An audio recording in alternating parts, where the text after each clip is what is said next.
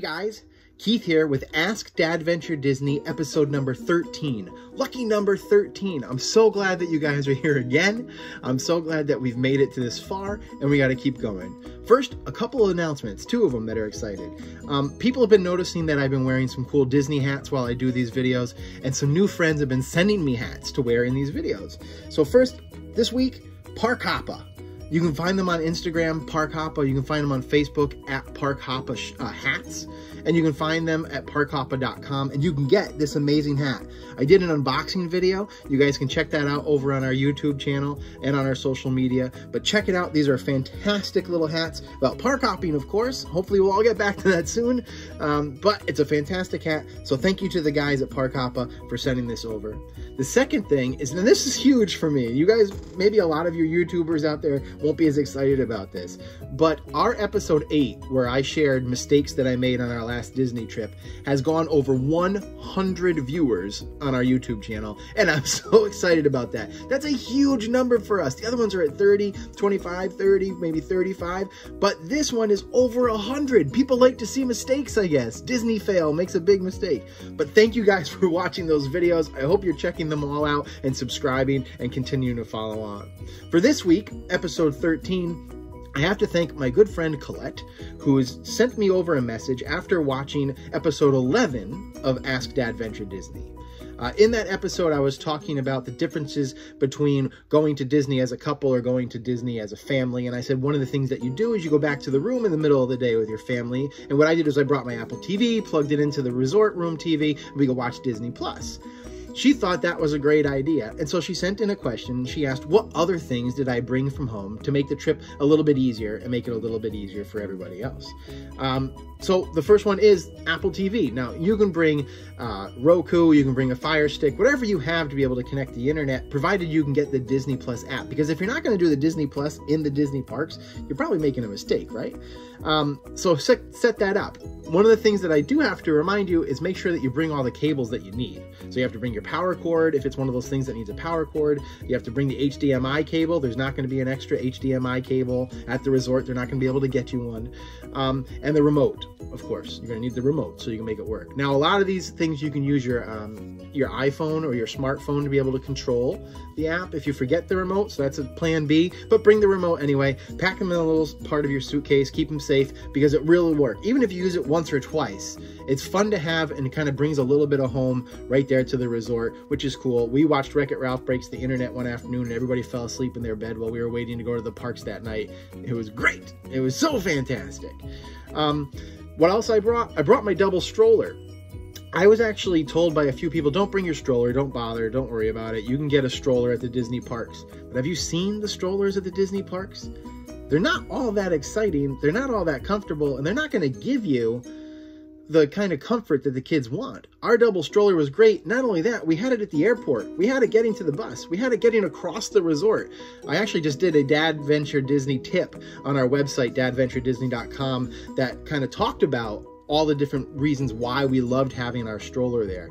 You can use it as a backpack. You can use it to carry stuff in. The kids can nap in it during the day. It's a place where the kids can sit during parades and fireworks or waiting for the bus to come. There's so many uses to this stroller. It's no doubt something that you have to bring. My big DADventure Disney tip on this one, find a way to make your stroller stand out. Even if you think you have an unusual stroller, there's going to be 37 other ones just like yours in the exact spot where you're going to park it. So make sure you find some way to do it. Don't tie a balloon. Balloons are the worst. But maybe a little flag, maybe a bright colored handle, ribbon that you wrap around the handle, something that's going to jump out. Don't have it low, because when all the strollers are parked together, you're not going to be able to see something low on the stroller. So it's going to be high on the handle area or on the tops of the seat visors to be able to allow you to distinguish your stroller from somebody else's. My last stroller tip is wherever you park it, it's usually within a crowd. But if a show gets out or a ride lets out and everyone grabs their strollers and leaves and yours is the last one sitting there, the Disney cast members are going to take your stroller and kind of move it over somewhere else to keep everything kind of open and clear. So even though you go right back, you said, I parked my stroller right next to this flower pot, and you go to that flower pot and your stroller's not there, nobody took it. It's just been moved. Look around a little bit in either direction, you'll find it. And if it's marked appropriately, you'll be able to find it a lot faster. really cool tip that I came from my sister-in-law. My sister-in-law is an amazing Disney planner. I love talking things over with her about different Disney things, but what she suggested was a Ziploc baggie of different sizes, which is really a lot of help.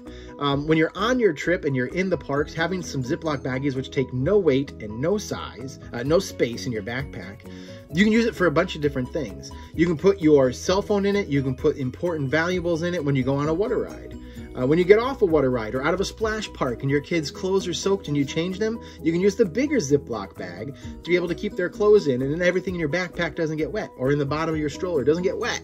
You keep everything nice and fresh. There's going to be rain. There's going to be splash pads. There's going to be water rides. Make sure that these Ziploc baggies are in your bag to use for all different things. You can also use it for trash. So if you're having a snack and there's no trash around, put your snack in the Ziploc baggie. Or if you want to take some take-home food and put it in your backpack because you just ate at Be Our Guest and you couldn't finish your sandwich, but you don't want to walk around with the big, takeout thing that they give you, put it in a little Ziploc baggie and shove it in your backpack. Those are the kind of things that you can use. It's a tool that you use 100 different ways, and you can't imagine not having it with you when you do go back.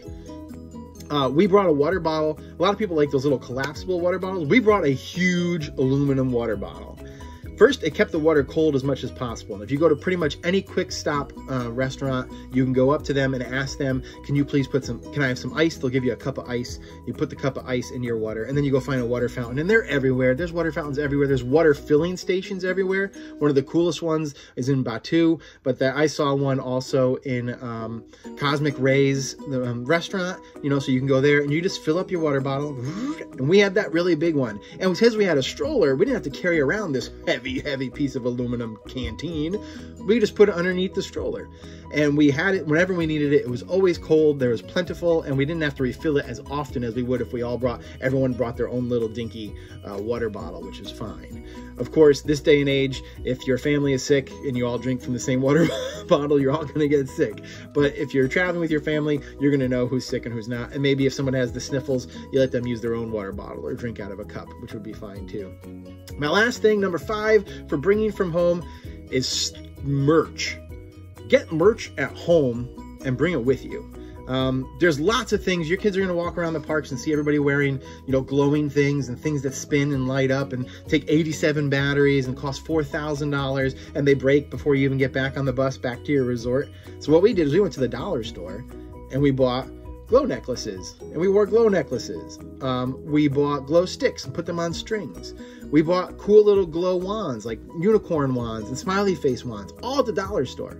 So for $20, we could stack up with a ton of glowing stuff, enough for every single night we were there. Every single night we were there, we all went out with at least one glow stick around our neck, because the kids loved it. And they never once asked us to buy one of the glow things at Disney, which was fantastic.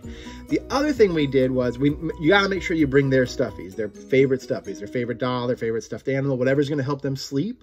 That's important. But also they're gonna want new stuff, right? Of course. We went and we bought on Disney's official website or on Amazon. Target has great Disney stuff now too. We got Disney stuff for each kid. So my son loved cars, so we got him a little stuffed Lightning McQueen.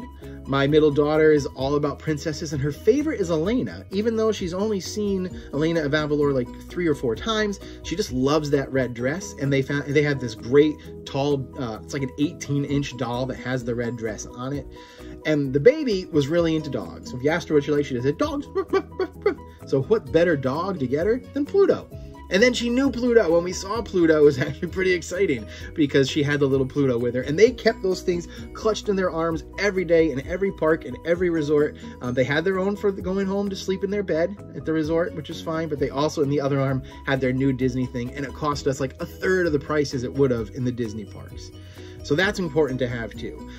Of course, we did go to the World of Disney at Disney Springs, and we did let each kid pick one thing that they wanted to have, and more stuffed animals came home with us, but that's fine. These stuffies were all perfect for having what they needed to do. We actually had to get a car to take us to the airport, which is a whole different story. But in that car, we put their car seats, and in each car seat was this Disney toy waiting for them at 3 o'clock in the morning on our way to the airport. And it just started the trip on a great note. It's a tip I would definitely use if you guys can. Have a little gift for each kid in their seat of their car as they're getting ready to go, because it's an exciting and nervous, especially if they've never flown or they've never gone anywhere, to have this little piece of Disney start the day off right from the beginning was a great way for us to be able to do that. So Colette, thank you so much for asking the question. Thank you so much for watching our videos and seeing this in episode 11 and coming back to ask us. And now you're episode 13. Thank you. What's your question going to be? Find a way to ask me. Email us, dadventuredisney@gmail.com. We'll get your question right to me. And of course, you can DM us on Instagram or Facebook @DADventure Disney. I hope you follow us there. And I hope you subscribe, comment, and like these wherever you're seeing it, here on our YouTube channel or on Instagram video or on Facebook. Please make sure that you subscribe, share this with your friends. I'd love to be able to get this information to more people, and I want more questions from you. So I hope that you do that. I hope that you'll use hashtag AskDADventureDisney anytime you have a question or something you just want me to see that I can talk about in these videos. Once again, thanks to Park Hoppa for the hat. Thank you to Colette for the question, and thank you guys for watching. I hope to see you all in the parks really soon. Everybody stay safe, stay healthy, and so long.